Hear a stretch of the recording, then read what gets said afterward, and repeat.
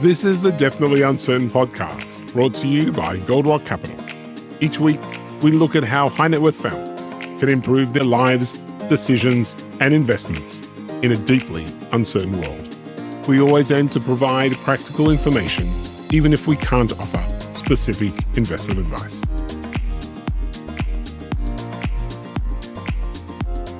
Welcome to the Definitely Uncertain podcast by Goldrock. My name is David Ram, and I'm a partner at Goldrock, the more than 20-year-old multifamily office servicing high net worth investors in Israel and around the world. And today is with me Adam Rozencwajg, partner at Goehring Rozencwajg, an investment firm dedicated to the natural resources markets. Welcome, Adam. Welcome. Thank you for having me. It's nice to see you again, David. Yeah, great seeing you. Thanks for joining. Adam, for those who are unfamiliar with your work, can you just briefly share your background, your journey, and how you came to focus on the natural resources world? Sure. So our firm is about 10 years old now. We manage one strategy, and that's a natural resource listed equity strategy. We manage just shy of $1 billion, and that's split between a UCITS fund for distribution outside the U.S. and a U.S. mutual fund. We're long only, and daily liquidity, easy to own, and most importantly, I think low cost. The strategy, or the firm rather, is 10 years old, but the strategy dates back a long time before that. So my partner, Lee Goehring, started the strategy in 1991. First, he was at Prudential, and then he went in 2005 to Chilton Investment Company, where he started the Chilton Global Natural Resources Fund there. And that ended up growing to be about a $5 billion fund, the largest resource equity fund manager in the world for a period of time. And over the, 35 years that he's been managing the strategy, we've delivered really, really strong returns, top of the peer group, beating our index, beating all of our Lipper peers, usually, hopefully number one or number two over pretty much all the time frames that we look at. And, we're back to doing that again over, 1, 3, 5, and, hopefully, soon, nearly 10-year numbers since the firm has been around as well. Amazing. So really interesting history, and your focus on the right sector at the right time, perhaps, because, a lot of people are skeptical when talking about commodities, and rightly so, I guess, because investing in commodities over the past while, even including gold and others, have been challenging to get investors to agree to allocate capital to the commodity space. It seems like you guys are having a kind of a contrarian macro call right now, more of a long-term approach in commodities. And I'd love to hear your bull market case for commodities today. Sure. So look, commodity markets are very unique for a number of reasons. The first is that they move in these big, long cycles, and the cycles tend to be fairly uncorrelated with the business cycle and with the general stock market cycle. In fact, during periods of really sharp broad market outperformance, commodities tend to suck wind, and that's exactly what they have been doing, and what they can, until very recently, have continued to do. But that creates a huge opportunity because it allows an investor to diversify part of their portfolio. And quite frankly, the volatility that's in the space is what sets up the huge potential excess returns, because it scares a lot of people away. And I totally get that. I've experienced oil going from $145 to negative $45 in a 10 or 15 year period, I guess a 10-year period. And, that's a fairly dramatic move. I joke with people that I've been doing this 17 years with Lee. And in that time, I've seen oil go from $20 to 140 to minus 45 to 120 to 40 to 60 to 80 to 100 to 40 to 60. And all of that happened, believe it or not, with a market that was never more than plus or minus 1% out of balance. So it's volatile. There's no two ways about it. However, that volatility is pretty uncorrelated to the rest of the volatility in the market. And so what people don't appreciate is that you can own just a static natural resource allocation in the portfolio. And sometimes you'll beat your head against the wall and say, why the hell do I own this stuff? But what it does is it creates alpha, and it creates a more diversified portfolio very efficiently, actually. Adding fewer dollars, it requires far fewer dollars of a resource exposure to really diversify a portfolio than it would, say, emerging markets or something else like that. Now, that's fine. And that's sort of the argument for an evergreen allocation. But realistically, Yeah. people want to own this space when it's really out of favor.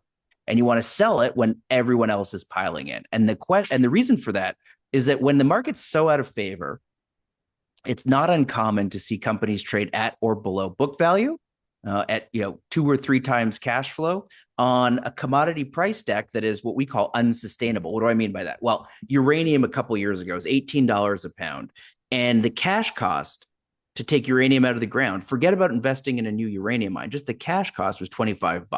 So you could buy Cameco in 2018 or 2019 for 70 cents on the dollar book value, no debt on the balance sheet, at a commodity price where no incumbent in the world could make money. Now, incidentally, they could because they had these long-term contracts, so they were safe. But the industry just didn't function. So you knew uranium had to go higher. You weren't overpaying for it, and the balance sheet was nice and clean. You don't quite always get the setup that neatly, but obviously, in that case, since then, Cameco's up, I suspect, tenfold from then, and we were able to buy right at the lows. So you want to be able to look in the space when investors are running for the exit because there's great deals to be had. And secondly, from a fundamental perspective, when everyone is getting out of the space, it means they're not investing in the next generation of new projects, and they're not investing enough in the ground to offset depletion and meet demand growth. So not only are you getting these great values, but you're actually setting up the next bull market. And that's what causes the commodity cycle. It's a capital cycle. Yeah. Commodity prices start low. No one makes any money. No one invests. The supply side just atrophies and ratchets tighter and tighter, slips into deficit. Prices go up tenfold. Money comes pouring in eventually, and too much production comes online 5-10 years later once all that new capacity starts up. You want to time it to try to get in at the bottom when investors are running for the exit, and you want to try to get out when equity deals are flying off the shelf, when new projects are getting sanctioned left, right, and center. Is that And is where that the we is that the go idea ahead. that is that the idea that you talk about relating to the carry trade, where where there's a global carry trade you talk about in your letters that relates to the relationship between capital flows for the Yeah, resources. Is that so what you're talking about? it is. And we came to that idea of the carry trade, a little bit of a curious path. So Hmm. for those that are interested, we've studied commodity cycles going back 150 years, and we studied all these things that they have in common.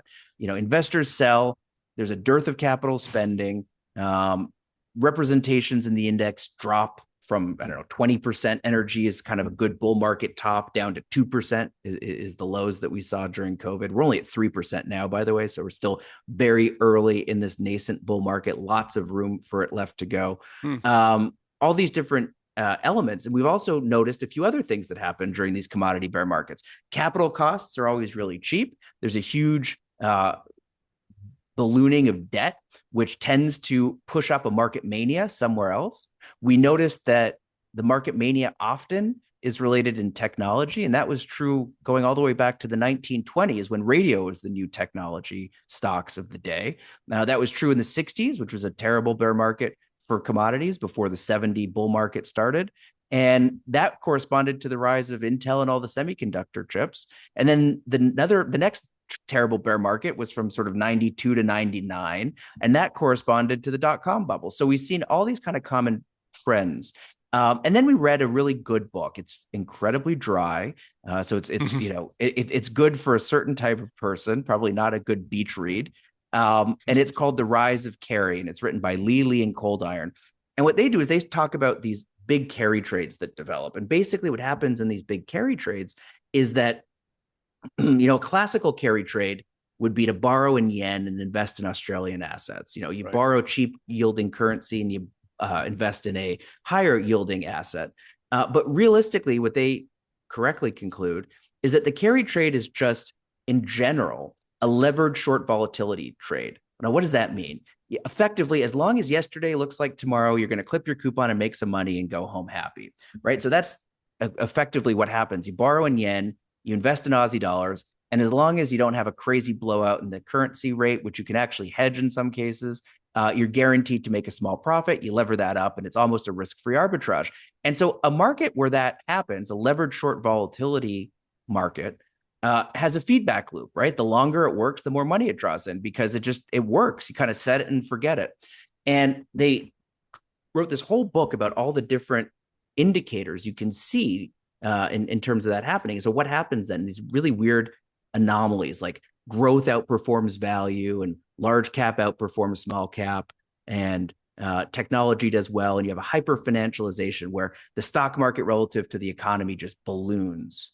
And we said, wow, I bet that's the other side of what we're seeing in the resource market. So sure enough, we went back and we looked at all the commodity bear markets in the last 150 years, and we said, do we also see those signs of a carry trade? And we don't have perfect data in the 20s, but we have pretty good data. So we can't look at every piece of evidence that these guys put forward in the modern time, but we were able to extend it back. And sure enough, you see those same traits: growth outperforming value, large cap outperforming small cap, suppressed volatility, a lot of leverage, and a convergence of costs of capital effectively towards zero. And I think that that's what you're seeing. The commodity bear markets are the other side of this trade. And you begin to see why. Because in that environment where volatility is low and capital costs are low, you don't care about a 10-year delineated copper mine. You care about something that's going to grow out into 20, 30 years from now because you're discounting those forward cash flows at almost nothing. Volatility is not so scary because it basically doesn't exist in these periods. And so you see this huge sector rotation away from resources and tangible assets and inflation protection towards what I would call carry trades.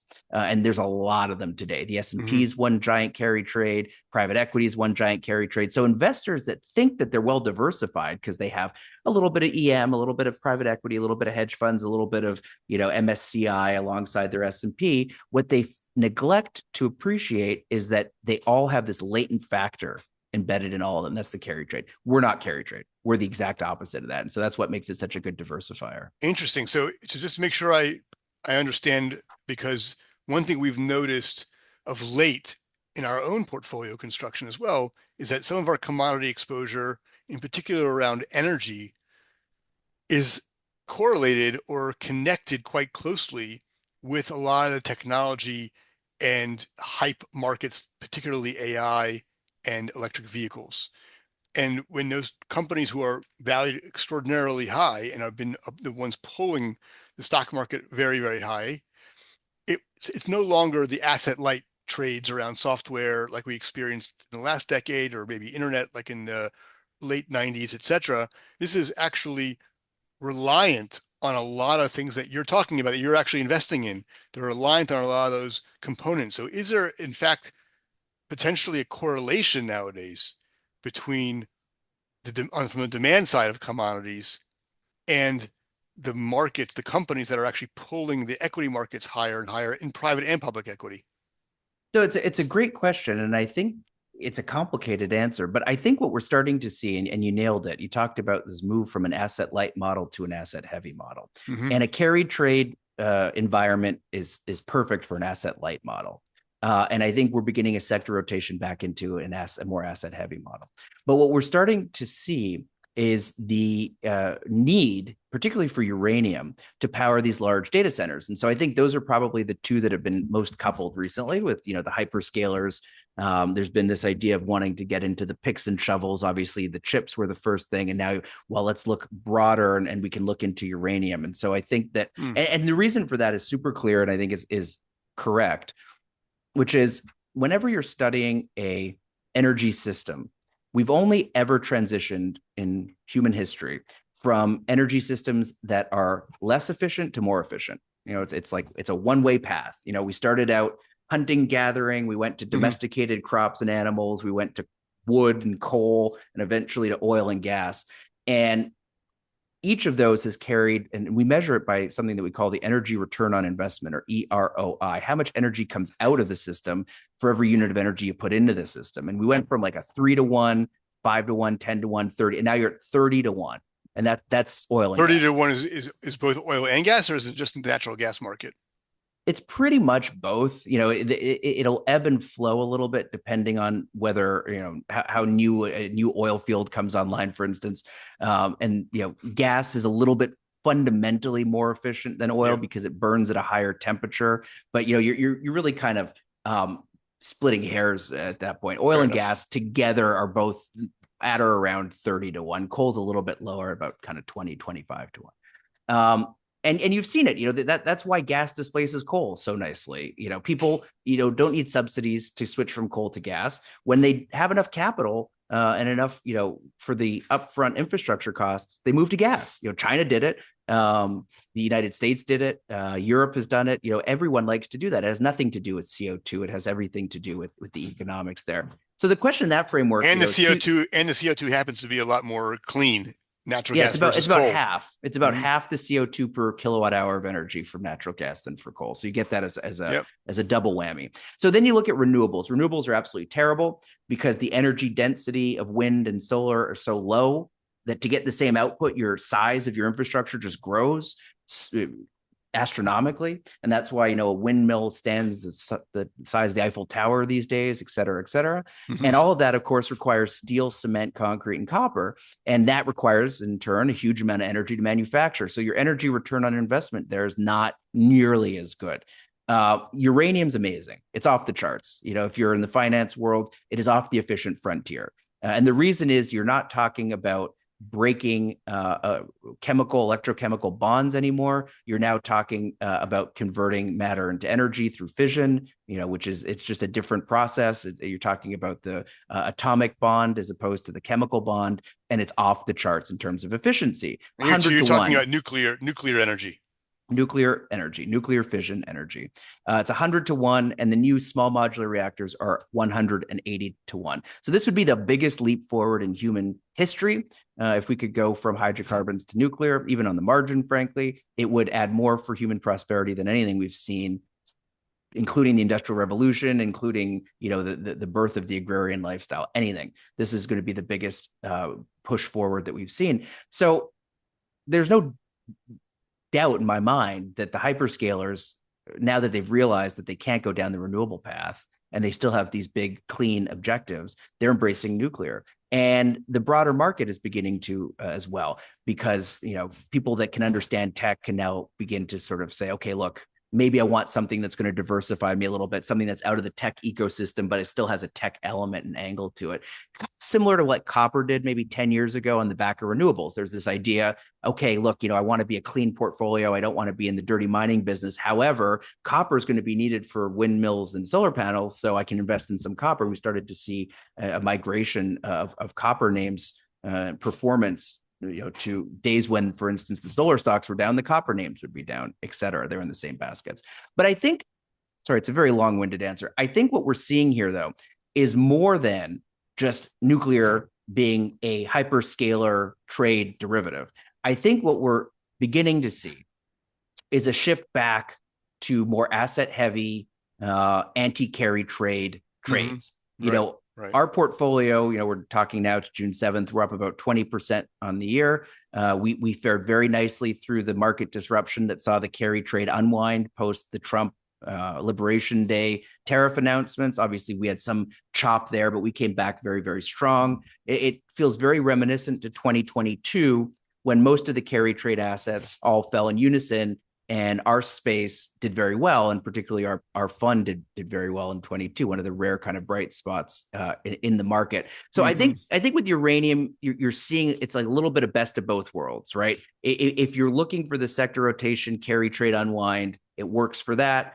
And if you still want to kind of be in the more tech ecosystem, you realize that diversifying away from some of the pure tech names into some of the uranium names actually diversifies the portfolio and gives you a nice tailwind. And I think that's going to drop aside, and it's really going to be the sector rotation back into asset heavy that matters. Interesting. So just to clarify on both from the supply side and on the demand side of the markets that you focus on the commodity space that you focus on, you're talking about uranium or other energy generation or even things like AI or EV, things like that. It takes a long time to be able to extract certain materials out of the ground process them and put them in a situation where they can actually be used, or energy to generate create an energy generation plant which can take uranium and actually generate kilowatts, right? So in that sense,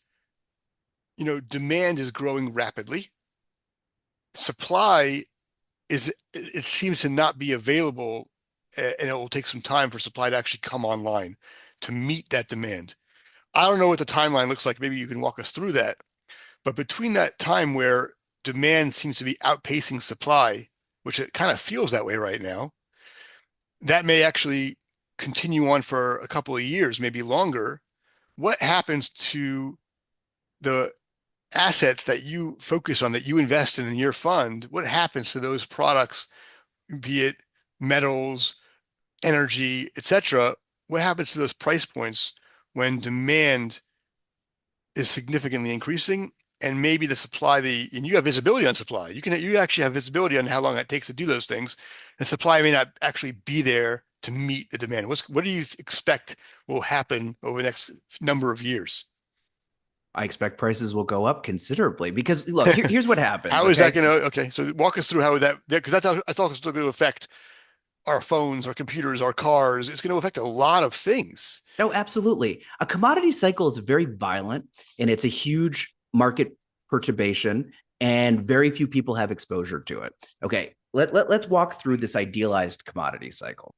So there's two dynamics that make commodities so exciting, so unique, and so important for your portfolio. The first thing is that everything is priced on the marginal unit of supply and demand, like I mentioned before. So when you get into a situation, and look, this cuts both ways. I won't lie to you. But when you get into a situation where there's one incremental unit of demand compared to supply, prices need to adjust to squeeze the extra unit of demand out because supply is pretty much inelastic in the short term.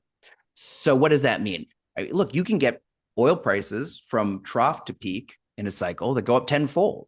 Copper prices go up tenfold for sure. Gold prices have gone up tenfold. A 10x number is not uncommon just in the raw commodity, which means the profitability of the companies that are incumbents in that could go up 20 or 30 fold. Not uncommon. You get periods of 30, 40% returns on invested capital for companies that have existing assets because the prices just surge and your costs, yes, you have inflation, but your costs are largely fixed relative to the huge move in the commodity price. Yeah. The other thing that's Mhm. so dynamic and interesting is exactly what you said, that it takes upwards of 10 years to bring on new Yeah. production. Right. When you go from exploration, discovery, delineation, and then eventual permitting and production. So 10 years is not unheard of at all. In fact, unfortunately, I think that number is growing. You're probably looking at 12 to 13 years realistically from first discovery of a new copper mine, for instance, or new uranium mine. So you have this period where when you have a slight imbalance, prices can surge, and you have this really long time horizon to bring on new supply. That is a recipe for a massive cycle. Prices just rocket higher, and as they grow and profitability explodes to the upside, it attracts new capital in, and that capital first starts as a trickle. People don't believe the first move. It consolidates. The second move, they start to come in, and eventually too much money comes into the space because there's no commodity capital czar that says, okay, guys, this is enough because 10 years from now, when all this new supply is going to come online, we're probably going to overshoot the mark on the upside. So too much money comes in, give it 5, 10 years, this trickle of new production begins. The market still might be tight, prices still might be firm, and then eventually, the torrent, the tsunami of new production that's behind it begins to come online, and the market slips from a deficit back into a surplus. And unfortunately for everybody, prices can fall 90%. 10x on the way up, 10x on the way down, 90% on the way down. Yeah. So any project that was underwritten at a higher commodity price immediately is unfeasible. Help you if you took out debt to try to project finance that, you could have to restructure. We've seen that certainly, and people pull their money out, and eventually depletion takes hold, and you ratchet that market a little bit tighter because effectively on the supply side, it's a function of how much new money is coming in, how productive that new money is, and what the base declines are. And eventually those numbers kind of go into a balance and overshoot on the downside with no new money coming in. Yeah. So the whole thing creates this massive, massive, massive cycle. And it's very predictable You have to look to see where you are in terms of capital spending versus DNA, where you are in terms of the weightings of these companies in the index. They move in very predictable waves. Or you can simply look at the ratio of commodity prices to stock prices. And when you look at any of those measures, commodities now are as cheap as they've ever been in 150 years. So I can't tell you whether it happens this week, last week, next month. But I can say with great confidence that 10 years from now, this space will be dramatically higher because we've underinvested in it. And if you're pushing me for a time, which you're not, but I'll volunteer it. I think the timing is now because historically, commodity bear markets have given way to commodity bull markets during periods of huge monetary uncertainty, huge debt stresses, and massive, believe it or not, trade policy changes. Smoot-Hawley in 31, the repeal of all that by the Kennedy tariff repeals in 69, and all the Asian countries ascending to the WTO in 99, they've all been the catalysts for this huge sector rotation back into the space to normalize things. But the key is that we haven't spent enough. And that's true in almost every commodity outside of lithium that I look at today. So you also mentioned in some of your writings, I noticed the relationship, the correlation or relationship or the inverse correlation between equities and commodities. In other words, the cost, the price of commodities in relation to the price of the equity market. I never thought of it directly that way, meaning how I guess how many S&P 500s does it take to buy a barrel of oil or something like that? Yeah. What is that? Why is that an important way of looking at it? And does it mean that the equity markets could in fact just come down and the commodity prices could be maintained? Or does it have to be a run up in commodity prices in order to catch up to that relationship? And why does it matter? Well, I think by the arithmetic, it could certainly be either. By historical precedent, it's often a little bit of both. Typically, when you have high broad market valuations like you have today, Hmm. both measured by cyclically adjusted PEs or the Buffett rule, which I think is actually very important, which is how big are stocks relative to the economy. 70% is the long term average. We're at 200% now. It seems as though the market's Percentage of fairly the GDP yeah of of the the. GDP. Hmm. Yep. It strikes one like the market is fairly richly valued. Could we grow our way out of it? I mean, that's always the hope. That's always the sort of siren song is saying, okay, look, AI is changing things, so now we're going to grow at 7-8% instead of 3% real, and all of a sudden GDP is going to expand and it's going to bring that back down.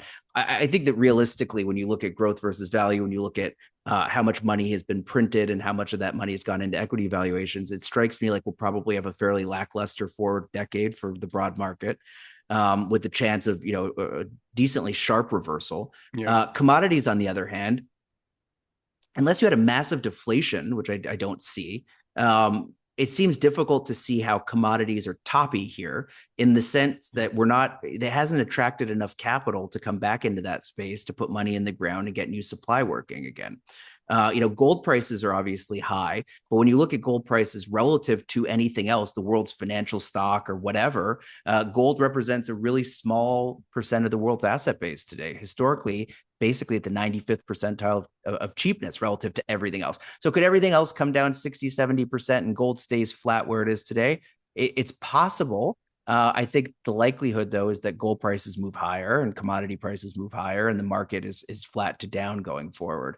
And the other thing that I'll say is that if the broad market does have a massive correction, like a depression style correction, and commodity prices stay flat to slightly up, no one will be upset for having had their commodity allocation to preserve that wealth over that time. What I think is almost certain is that commodity prices can't be weak for the next 10 years because they're already so underinvested today that we're setting up for a pretty major supply response. And that's basically, as I said before, that's basically true in most of the markets that we look at, some Yeah. more so than others, but a lot of the commodity markets share that trait.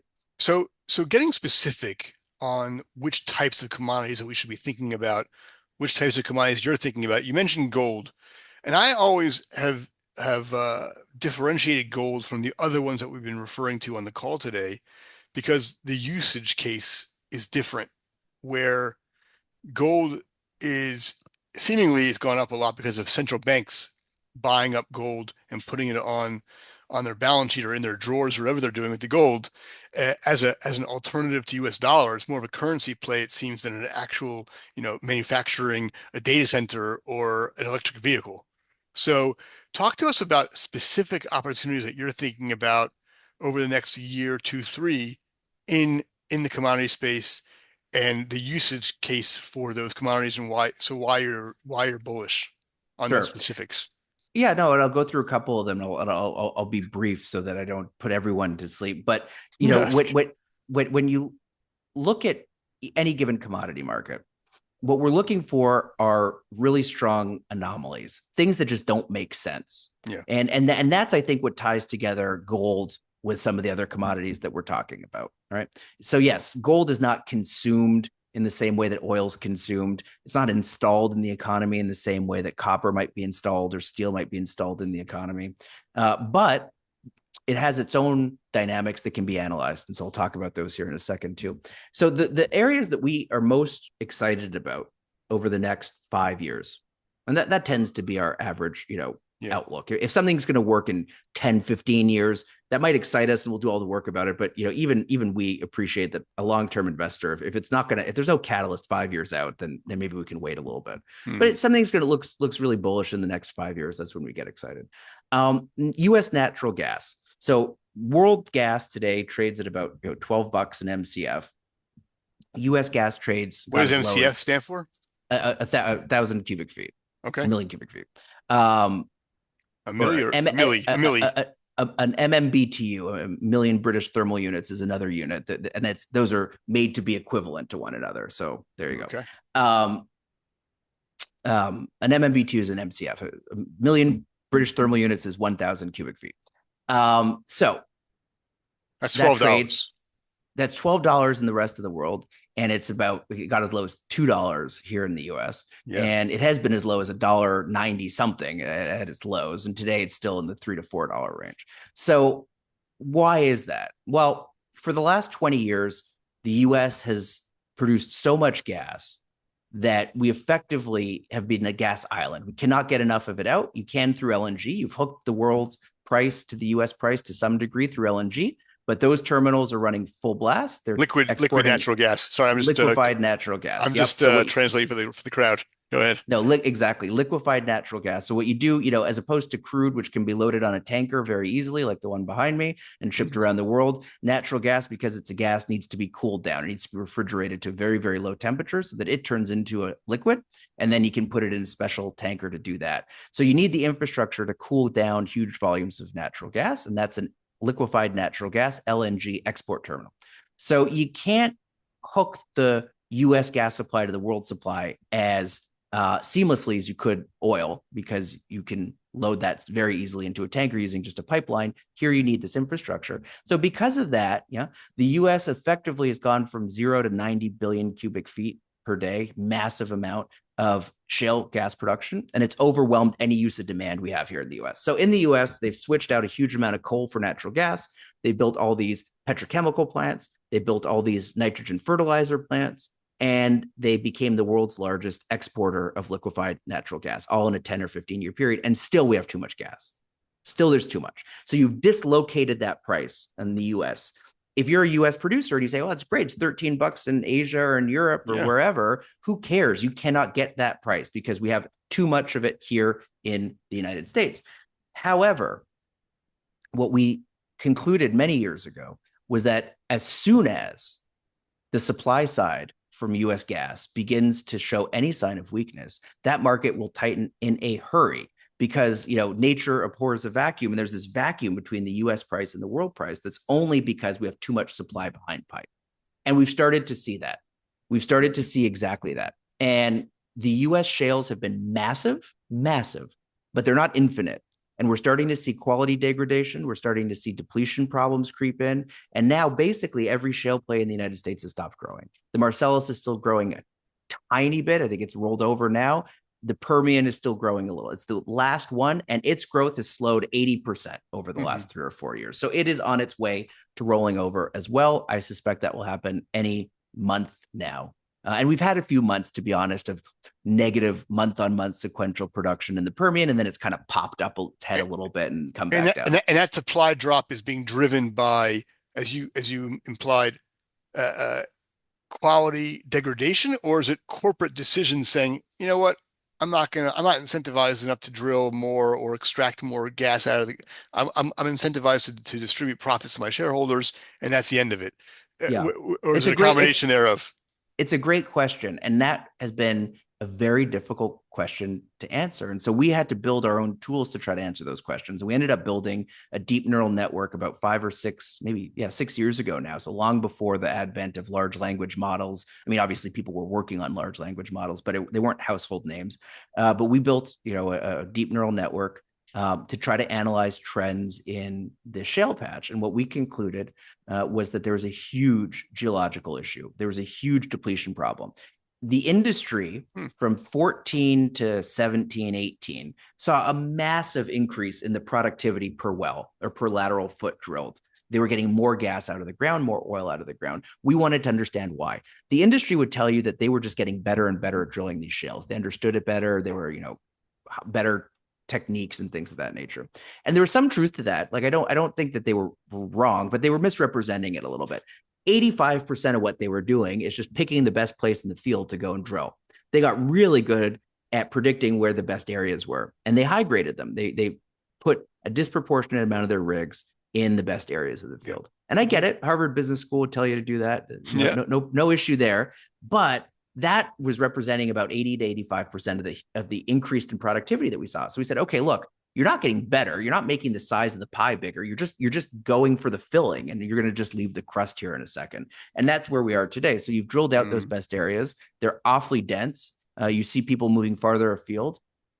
If you listen to the shale companies, particularly the ones that sold their assets, like Mm. Pioneer did to Exxon for 40 odd $billion, Mm. they'll tell you that the reason they did that is they were running out of high quality drilling inventory. We've seen some huge Mm. falls from grace of very, very high quality E&P companies. Cabot Oil and Gas is probably the best known one that had the best in the northeast side of the Marcellus. They ran out of drilling acreage and they were forced to sell themselves at kind of a fire sale price just to survive. So we've seen it and it's expanding. So now you have, I think, a huge catalyst ahead that's going to close the gap between US domestic price and the world price. And that means that even if the world price were to come down because of more LNG exports, which I don't think will happen. I think the world will absorb that additional US gas, but we're building massive new LNG export terminals. We're building massive new gas turbines to power data centers here in the United States. Yes. And nobody in the industry has any care or consideration where they're going to get that molecule upstream. And that's a big, big, big problem. So why is it taking longer to work than we would have hoped? We had two back-to-back very mild winters in 22, 23, 23, 24. And now 24, 25 was a more normal winter. And we drew down gas and inventories from pretty high levels to now below average in a hurry. And that's because when you add in new demand, you normalize weather, and you have supply that's kind of Mhm. just creeping along, the situation can change in a hurry. No one owns these stocks. No one cares about them at all. I used to speak to a guy who worked at a big multi-strat fund here in New York City, and he said, I like your writing and everything like that, but you overcomplicate it. You just come in the morning, short the gas stocks, and go home at night, and that's all you need to know. That remains, to some degree, the prevailing wisdom. And it's going, it's the only space that I could see prices doubling or tripling in 6 to 8 months. It's a very short term potentially thing. It will be weather dependent. If we have a mild summer, if we have a mild winter, it'll push things out. But I mean, come on, if you had a trade that could go up 6 or 7 fold, subject only to a mild winter, which will just delay it by 6 or 8 months, yeah, I think that's a bet worth taking. Really interesting. Oh, that's fascinating. And I think we're all watching to see, how the policy of the big beautiful bill is going to affect things like energy, things like electric vehicles, where the subsidies are being questioned from the old bill, from the Inflation Reduction Act. All those things are kind of being challenged now. And of course, the demand for energy is really increasing at a rapid pace, in particular around the data center market, which has really created for the first time, I think in a very long time, on a per capita basis in the US, an increase of energy on a kilowatt basis much higher than anticipated. So I think that's going to be a really interesting market to watch. Well, Adam, this has been really, really fascinating and interesting. And I think commodities are is a place in a portfolio. We're always trying to think about how to do that in an efficient way. Where can people read more about your thinking and your writings and see what you're up to? We post, we're a little bit different than some fund managers. We post all of our research, particularly our top-down commodity level research, on our website. We leave it all up, all of the bad calls, the good calls, and everything in between. Ooh, ah. And the reason that we do that is that we're very different, we're very differentiated, and we make some what might seem like crazy decisions at times, like getting involved in uranium after it fell 90% for a decade. But ultimately, it was up 6 or 7 fold from there. Really good decision in retrospect. But no one can be expected to take us at blind faith. And I think the only way to really understand what we do is to read us, follow Yeah, us, and get to know definitely. the process, both looking backwards and then in real time. So everything's on our website, gorozen.com. There's also a multitude of podcasts you could listen to your heart's content. We do several, and I think they also give a really good insight into the type of work that we do. Well, that's wonderful, Adam. Really appreciate your insights. And thank you all for listening to this episode of Definitely Uncertain Podcast, and we'll see you next time. Thanks so much.